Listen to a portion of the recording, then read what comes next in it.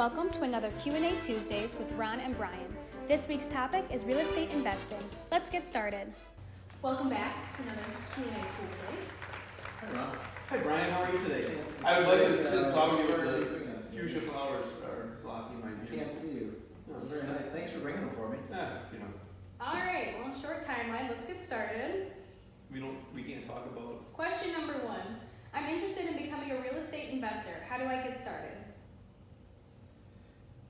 Well, I'll start because you have a little bit more knowledge with this, but you have to find intelligent people to surround you. So start with a real estate agent. That's where it begins. Somebody that can help identify property for you and really understands, not just an agent, but understands real estate investing. So that might be an agent that also invests or that specializes in that.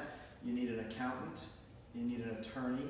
You got to just put good people around you so that you can understand the business and what you really want to achieve out of it, what your goals are. Yeah, I think you hit some good points. Having an agent who understands investment, which is completely different than an agent who understands maybe real estate sales. So that's really important. And even before you get to that point, I think you should sit down and talk with somebody who's invested in real estate before, and potentially your accountant, and just figure out, do I really want to invest in real estate, or is it just something I've been watching on TV and seeing all these people say you can get rich and that kind of thing, and get what really happens when you invest in real estate and what the point of investing in real estate is. Yeah. Investing in real estate can be a job or an investment. You got to make sure you know which way you want to go with that. So you're flipping houses, that's a job. If you're just strictly investing and you're developing a team of people to help you generate income, passive income like that, that's one thing. Either way, it's a lot of work. And there are mentors right in your city. It doesn't matter where you live, how small your town is, how big your city is. There are people that do it successfully, and you should find them and get close to them, have coffee with them, ask them what's going on, and find a mentor like that. Yeah, and the reality is, when you're investing in real estate, that's what you're doing, you're investing. If you invest in stocks, you go to a stockbroker and you try to find the best one who's going to help you. This is the same thing. I mean, you have to treat it just like you would any other investment. That's the important thing. Find the professionals, find the people who know how to get you to what your end goal is. It's a really good answer, and I usually have a lot of eye contact, but I can't see you. Right. The flowers look nice still. They're pretty. All right. Do I need to get my real estate license to become a successful investor? No, you don't. In fact, probably many of the best investors don't have their license that I know. In a lot of ways, having a license becomes a bit of a hurdle because there are rules that we as licensees and realtors have to follow that investors don't have to follow. So that it can become more of a hassle than anything. Considering you are both bald, what is the hair color listed on your driver's license? Red. Blonde. Strawberry blonde. On your driver's license, it Yep. says I strawberry blonde. see It how does it's not blonde. say, can you take I'm it lying, fine. Okay, thank you. After buying and fixing a property, is it more profitable to sell or rent? It depends. When we buy as investors and when we instruct the investors we work with, you want to have multiple exit strategies. And so you hit 2 of them, where if you're going to buy a property, what happens if I can't sell this? And I'm trying to flip it. Could we rent it? Do the numbers still work? Is the market ready for that sort of property? Is there a need there you're filling in the rental market? And then the other exit is to flip it and just have that transactional sale. So it's smart as an investor to have multiple exits on things. Not always, you don't need that, but it's smart.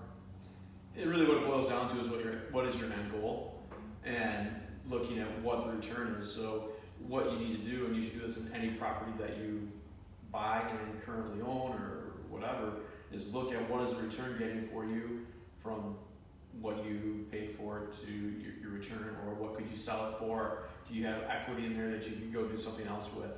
And that's where it gets back to having the people on your team helping you understand what's going to be best for you to get to that end goal that you're trying to accomplish. Can I use traditional bank financing to pay for my investment property? Yes. Yes. So part of that team that, in the first question of this that you're trying to develop, you know, we said attorney, accountant, real estate agent. Another member of that team, if you're not a cash buyer, and most people aren't, is to have a good lender. And yes, you can use traditional financing for that. But it's, you know, finding a good lender and getting educated and learning about that part of your investing is really important. You got to understand your numbers and where the money's coming from and what that money costs. Why are they called apartments when they are all stuck together? I've never thought of that. That's very creative. Well, They are. you're still a part, You are. and you're a part of the ments.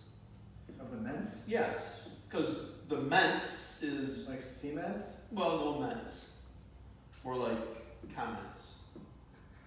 But you're apart from the single family homes? You're apart from the other comments that are happening inside the building. Ah. Alright. That was pretty good. I mean, come on. What's the right answer? There is Did you no look it up? Why do we know I'm why pretty it's called confident apartments? Google. I'm pretty confident Google would answer that one. Next week. Okay. What are some common mistakes when renting out your first home? Common mistakes when renting out your first home.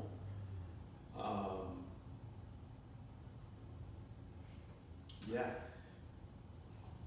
Well, okay, so you mean so if you bought a house to rent out, common mistakes are you thinking you can be a property manager when you're not ready to be a property manager, or you don't want to take the time or have the time to be a property manager.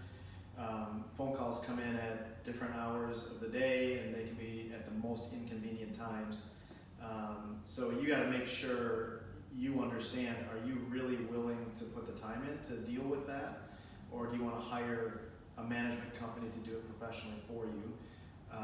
And that gets back to building a team around you as a real estate investor. There's a lot of components to having a team, and having a property manager is one of those. It can be you, just like when you flip a house, the person doing the work could be you, or you can invest in it and hire somebody to do that for you. So that would be one common mistake, just thinking automatically that you can be a good property manager. Yeah, another one is renting to somebody you know or a family member. That's a big mistake. And then probably, and this isn't going to sound right, but finishing out the property too nicely, and not. Well, you're saying make sure you know your numbers. So if you're going to put granite or hardwood into the property, make sure you're going to get the return on that. Yeah, you can definitely put those items into it. But just make sure you're not going too nice and not getting the rent back. Well, just understand, granite hardwood is a great example because you can put those items in and their wear and tear is Minimal. yeah. You're saying the tenant may destroy what you The tenant may wreck what you put in, and what's going to be the cost of fixing that? And then the other big mistake people make is thinking that all the rent they've collected they can keep, and they don't set anything aside for maintenance or those times when there might be a vacancy or something. How do I know what to charge for rent? So your real estate agent or your property manager should understand the market in a tremendously accurate way, and should be able to help you understand what the vacancy rates are in your community, what different areas of the city are bringing for rent versus one side of town, the other side of town. What a 3-bed, 2-bath, east side ranch brings. They should be able to dial that in within a few, within $50 or so, and just relying on the experts and not guessing or not trying to do it on your own. It goes back to having your team put together and what you have for your team. You should have on your team a property manager who knows what rent should be, so you always know what rent is going to be. All right, last question. What was the best thing before sliced bread?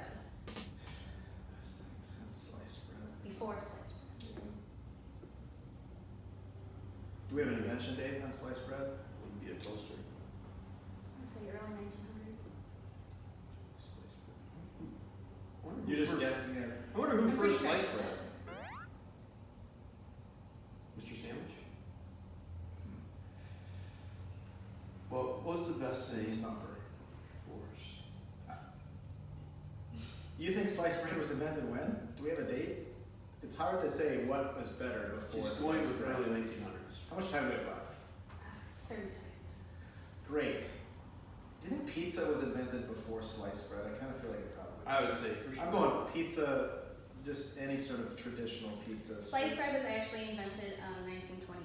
Oh my gosh, for sure. Then pizza, 1928. just a traditional good old margarita pizza from southern Italy.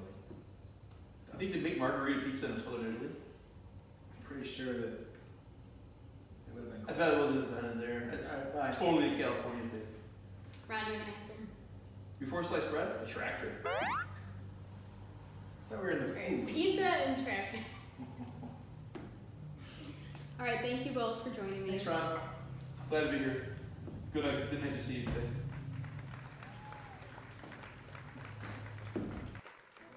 Do you have a question for Ron and Brian? Comment below to be featured in next week's video. Thanks for watching.